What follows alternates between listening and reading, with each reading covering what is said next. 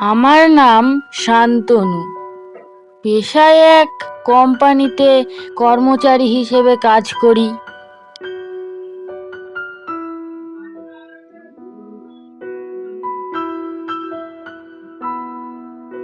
প্রথম মাস, টাকাটা পেতে এখনো অনেক দেরি আছে, তাই ভাবছি টাকাটা পেলে একটা গাড়ি কিনবো।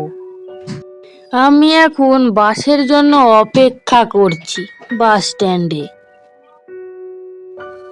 অফিস থেকে বাড়ি আসতে অনেক দেরি হয়ে যায়, প্রায় 11টা 12টা মতন বেজে যায়। কিন্তু আজ কাজ কম থাকায় তাড়াতাড়ি ছুটি হয়েছে। আমার বাবা মারা গিয়েছিলেন 2 বছর আগে। তার 1 বছর আগে আমার মা মারা গিয়েছিলেন। এখন বাড়িতে আমি আর রঘু কাকা থাকি।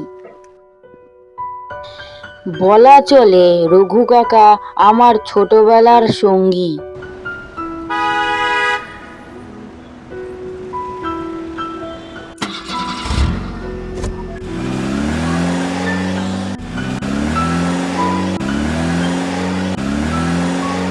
অফিস থেকে দেরি হওয়ায় আজ লাস্ট বাসটাও ছেড়ে দিল, তাই আজকে হেঁটে হেঁটেই যেতে হচ্ছে বাড়ির দিকে। এসে খাওয়া দাওয়া করে ঘুমিয়ে পড়েছি। সকাল হলো, ততক্ষণে রঘু কাকা চা নিয়ে উপস্থিত। ও দাদা বাবু, এই যে উঠে পড়ো, তাড়াতাড়ি সকাল হয়ে গেছে, চা খাও। আর এই দেখো, এক চিঠি দিয়ে গেছে পিওনি। চিঠির কথা শুনে উঠে পড়লাম। কই দাও দেখি কি দিয়ে গেছে। তারপর দেখলাম এ তো আমার পিসির বাড়ির থেকে চিঠি পাঠিয়েছে। তারপর পড়তে শুরু করলাম। তুই অনেকদিন হলো আমাদের বাড়ি আসিস নে, তাই জন্য চিঠিটা লিখছি তোকে। তুই নাকি শুনলাম বড় অফিসে চাকরি পেয়েছিস, তা একদিনকে ছুটি নিয়ে আমাদের বাড়ি চলে আয় না কেন বেড়াতে। তাহলে তো তোর পিসেমশাই খুশিই হয়। তারপরে ভাবলাম সত্যি অনেকদিন পিসির বাড়ি যাওয়া হয়নি। সেই কোন কালে গিয়েছিলাম। যাকগে, আজ না হয় বসের কাছ থেকে ছুটি নিয়ে কালকেই রওনা দেব। অফিসে গিয়ে বসের কাছ থেকে ছুটিটা নিয়ে বাড়ি চলে আসলাম। আজ সন্ধ্যা থেকে ঘুমিয়ে আছি। পরের দিন যা ট্রেন বাসের ধকল হবে তা ভালোই ঠাওর হচ্ছে। এমন সময় রঘু কাকা ডাকতে আসলো। দাদা বাবু, খেইলেন গো, অনেক রাত হয়ে গেছে। তাড়াতাড়ি খাওয়া শেষ করে ব্যাগ গুছিয়ে ঘুমিয়ে পড়লাম। আরে বাপরে, 8টা বেজে গেছে।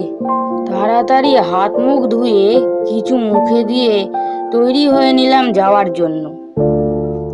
একবার বাস, একবার ট্রেন, এইসব করতে করতেই 4টে বেজে গেল। বাপরে, এমনি অনেক দেরি হয়ে গেছে। দেখি যদি কিছু পাওয়া যায়, রিক্সা টিক্সা, এমনি গ্রামের দিক। তারপর দেখলাম একজন ব্যক্তি আমার দিকে আমার নাম ধরে ডাকতে ডাকতে চলে আসছে।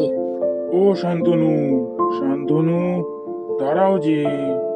সামনে আসতেই চিনতে পারলাম, আরে এটা তো আমার পিসে মশাই। কত বড় হয়ে গেছিস রে শান্তনু।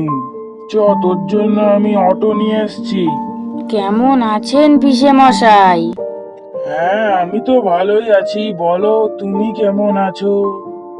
হ্যাঁ, আমিও ভালোই আছি। আগে চারিদিকে কত মাঠ ছিল, এখন চারিদিকে বড় বড় বাড়ি হয়ে আছে। এইসব গল্প করতে করতেই আমরা তার বাড়ির দিকে এগোলাম। বাড়ির কাছাকাছি চলে এসেছি। দেখলাম বাইরে পিসি দাঁড়িয়ে আছে আর আমার ভাই। ঘরে যেতেই গল্পের পর্ব শুরু হয়ে গেল। কিছুক্ষণ পর খাওয়া দাওয়া সেরে আমি আর ভাই মিলে চলে গেলাম একটু পাড়া বেড়াতে। আমাদের চারিদিকে মাটির বাড়ি। আগে যেখানে মাঠ ছিল গরু ছাগল বাঁধা, ছেলেরা খেলা করছে মাঠে, রাস্তায় অনেকে গল্প করছে। এসব দেখতে দেখতে পাড়ার চায়ের দোকানের সামনে চলে আসলাম। বয়স্করা যারা চায়ের দোকানের সামনে বসেছিলেন তারা আমার ভাইকে জিজ্ঞেস করলো যে তোমার সঙ্গে এটা কে। পরিচয় পর্ব সারার পর সেখানে শুরু হলো গল্প। আর এই গল্প করতে করতেই প্রায় সন্ধ্যা নেমে এলো। দেখলাম অনেকে উঠে চলে যাচ্ছে। ভাই বলল বাড়ি যাওয়ার কথা, তাই আমরা দুজনা আবার বাড়ি চলে আসলাম। বাইরে মনোরম বাতাস বইছে। রাতের খাওয়া সেরে আমি আর ভাই চলে গেলাম ঘুমাতে। বিছানায় শুতেই ঘুম চলে আসলো। তখন প্রায় মাঝরাতের মতো। হঠাৎ ঘুমটা ভেঙে গেল কোনো এক শব্দে। তারপরে ভালো করে শুনলাম, মনে হলো যেন কেউ দরজায় ধাক্কা দিচ্ছে। আমি ভাবলাম এত রাতে আবার কে এলো। গিয়ে দরজাটা খুলে দেখলাম চারিদিকে শুনশান, কিচ্ছু নেই, অন্ধকার রাত।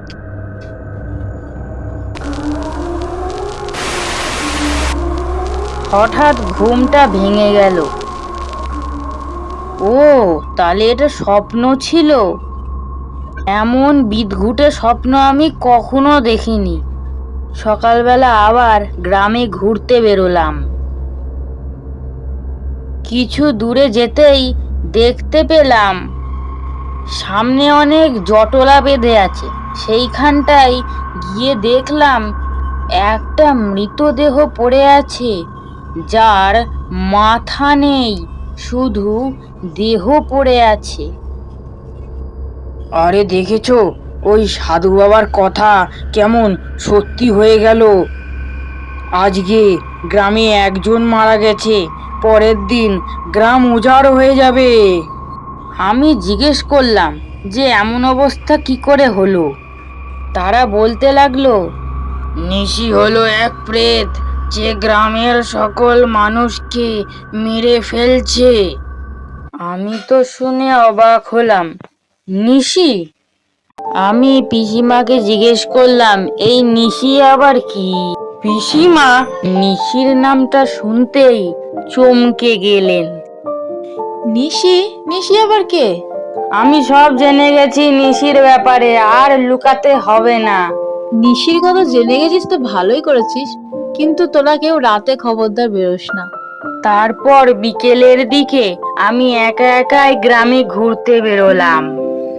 গ্রামের পথ দিয়ে যাওয়ার সময় দেখলাম এর একটা জটলা বেঁধেছে একজনের বাড়ির সামনে। সেখানটাই পৌঁছে দেখলাম যে এর একটা মৃতদেহ, তাও আবার একটা বাচ্চার। কি গ্রামে চলছে এসব। আমি আরো একটু সামনের দিকে এগোলাম তো দেখতে পেলাম একদল কৃষক কোথায় যেন যাচ্ছে। আমি জিজ্ঞাসা করতেই বলল ওরা, গ্রামের যা পরিস্থিতি তাতে আমরা তান্ত্রিককে ডাকতে যাচ্ছি। ওই নিশিকে শেষ করার ক্ষমতা যদি কারোর কাছে থাকে তাহলে সে সাধু বাবা, যে ওই বড় বট গাছের তলায় বসে আছেন। ঘুরতে ঘুরতে কখন যে সন্ধ্যা হয়ে গেল বোঝাই গেল না। বাড়ি আসার জন্য তাই তাড়াতাড়ি পা চালাতে লাগলাম। সামনে একটুখানি যেতেই হঠাৎ দাঁড়িয়ে পড়লাম। আরে ওই নারকেল গাছের পেছনে ওটা কি দেখা যাচ্ছে? ওরে বাবা রে, এটা কি? দেখতে পেলাম ওই নিশি ছোট থেকে আস্তে আস্তে বিরাট আকার ধারণ করছে, আরো বড়, আরো বড়। দৌড়াতে দৌড়াতে দেখলাম সামনে কোনো এক সাধু বাবা দাঁড়িয়ে আছে। সে কোনো মন্ত্র জপ করছিল। এই পিশাচ, আয় এদিকে। আসবি না তো? দাঁড়া।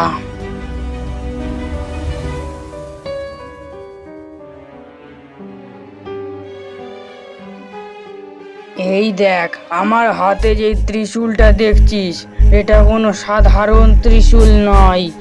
এইটা দিয়ে তোকে বধ করব আজকে। আয় এদিকে।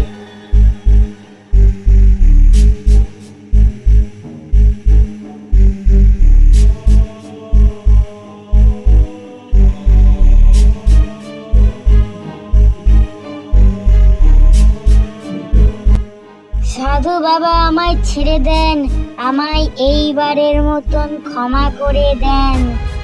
আমি আর কখনো এমন কাজ করব না। ঠিক আছে, এইবারের মতন ছেড়ে দিলাম, কিন্তু আবার যদি এই গ্রামে এসে তুই কোনো অনিষ্ট করিস, তাহলে তুই শেষ।